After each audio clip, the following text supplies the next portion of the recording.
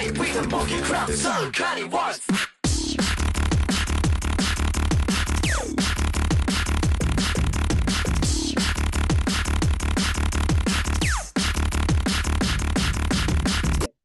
Hello, everyone, and welcome back to AI at the Crossroads, the podcast where we unreveal the artificial intelligence is shaping our world, our jobs, our environment, and ethics, and also our collective future.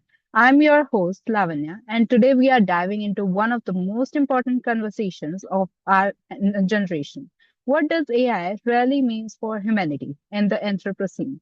Whether you are a student, a professional, or simply someone curious about where the world is headed. This episode is designed to help you see AI not as the technology, but as the system woven into our everyday lives. And to explore this in depth, I am joined by someone who always breaks things down with clarity. That is Sarab, our guest speaker for today's discussion. Sarab, thank you for joining today. Let's get started. First of all, Lavanya, thank you for inviting me. I feel very much respected for this. And yeah, let's get started. Okay. So one of my question is, Sarah, to open our discussion, how does AI fit into the concept of Anthropocene, and why do researchers see it as such a defining force of our era? Okay, first, let me clear one thing. Should I see yourself or should I see the screen for the You can see the screen for a moment. beneficial of audience? Yeah. AI has essentially become the engine of Anthropocene. As Elva explains, the AI is shaped by human systems influencing climate, biodiversity, and ecological cycles. And AI now sits at the center of those systems. It's embedded in our global communication, healthcare, transportation, and even critical infrastructure. And it just means that it doesn't just support society, it structurally shapes it.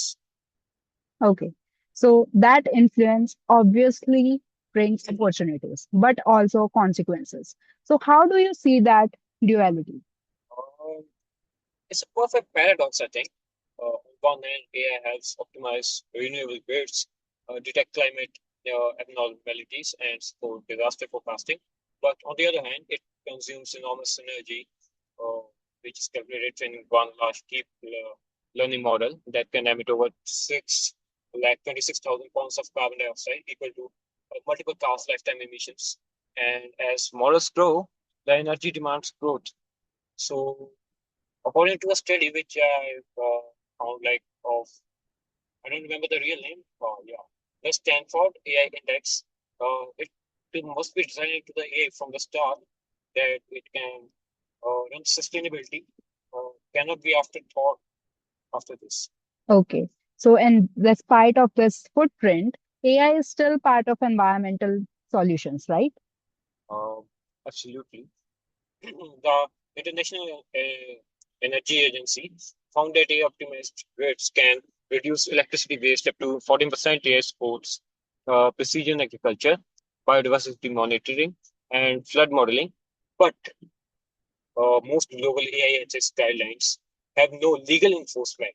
So, aligning innovation with sustainability, it remains a global challenge for us all. Okay.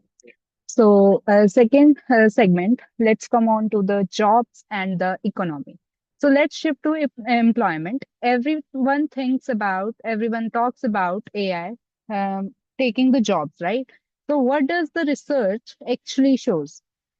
Um, Actually, AI impacts almost every sector in nowadays. It is from agriculture to anything like biological in our medical field and everything. I think AI is developing and growing autonomous. But uh, as I see it, very digital technologies increase productivity, but it also widens inequality. Like there are more jobs, so but AI can replace them, but it can also create, like, it is a, as I said, it is a paradox. Okay. So, is the impact only negative, or is there job creation too? uh, Said earlier, there's both. The negative impact is that many people lose their job because of the efficiency and accurate work the AI do. Like the AI machines can do work very accurately and in a very less time. So obviously their jobs would be uh, consumed by the AI, but there are new jobs created by the AI, like to operate AI, to make AI. If we learn the proper education, if we have the proper education for that, so we can not lost our job and we can grow our monthly income, or we can handle our expenses. So it is not that much of a big problem that we see today. Okay, so that means you mean to say that artificial intelligence has both pros and cons, right? In the Yeah, job and it has both pros and cons. Like everything has both pros and cons. It is like some has better pros and cons, some has better pros, some has better cons. So it just depends on the situation. okay. So the next question is, many workplaces now rely on AI, even outside the tech roles. So how is that affecting the workers? Actually, AI-driven tools like predictive analysis and automated workflows are now common, but it also brings algorithm surveillance, especially in GIG platforms. Uh, the European Labour Institute, I remember, I studied its reports that says the AI-based management increases stress and reduces worker autonomy.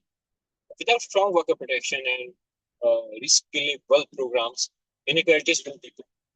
Okay, so let's talk about AI and the environment. So there is a growing conversation about AI's environmental cost. How serious is this issue? It's a very serious issue for the environment.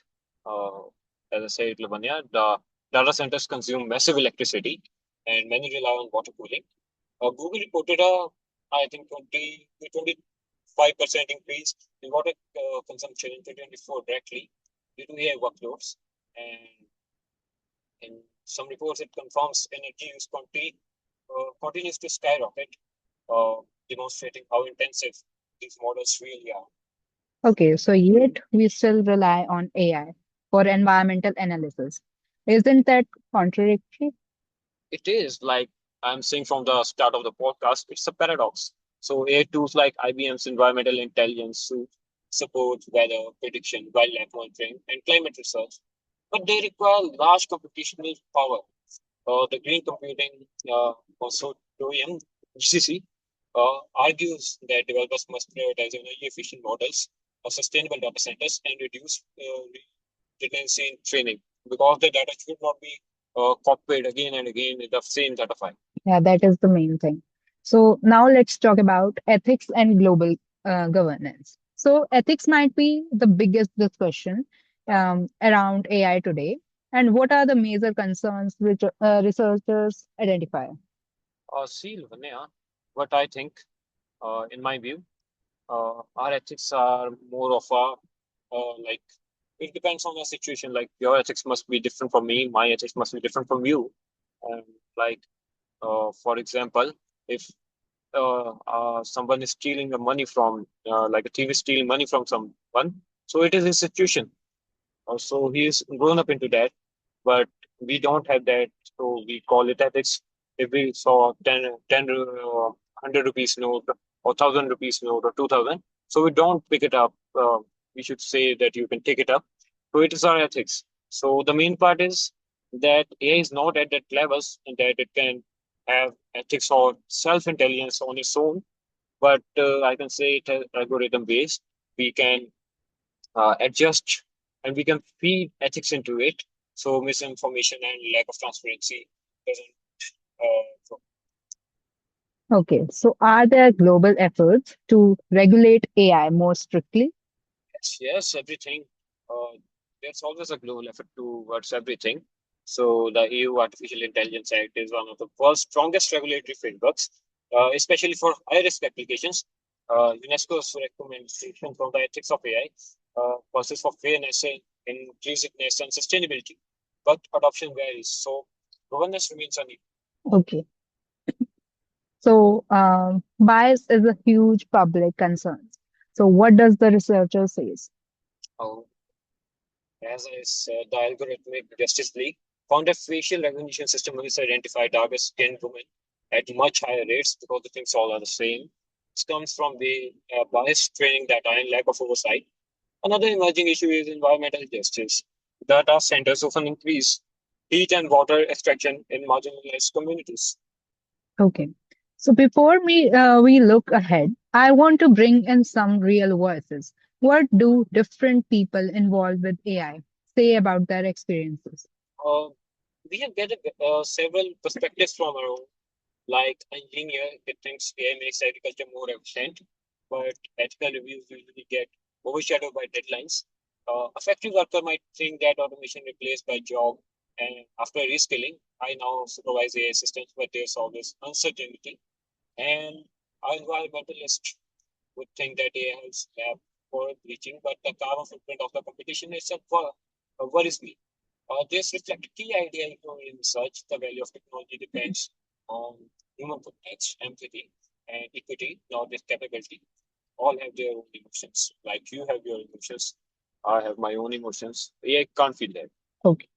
So that is emotionless, basically. Finally, Sarah, what does a sustainable AI future looks like? A sustainable future is one where AI supports human dignity, social equity, and environmental responsibility. There's, I think, smart cities run on renewable, AI optimized systems, and AI improves healthcare ethically. But achieving the future requires strong global governance and responsible engineering. Yeah, that's so true. So, any final insight you'd leave listeners with? That AI doesn't decide the future, we do. We are the creators of our own. Our creators is one, and we are the creators of AI. So we can do whatever we want. But as your project notes say, technology does not decide, people do. If societies choose transparency, fairness, and sustainability, AI can become a force for immense good. If not, it will deepen existing crises. The Anthropocene proves that human choices matter and AI will amplify whatever direction we take. Like I remember an incident in Facebook. I don't remember the year, but they created a super smart robot. And when they got them to interact with each other, they created their own language in quotes and they talk like, so they shut down it.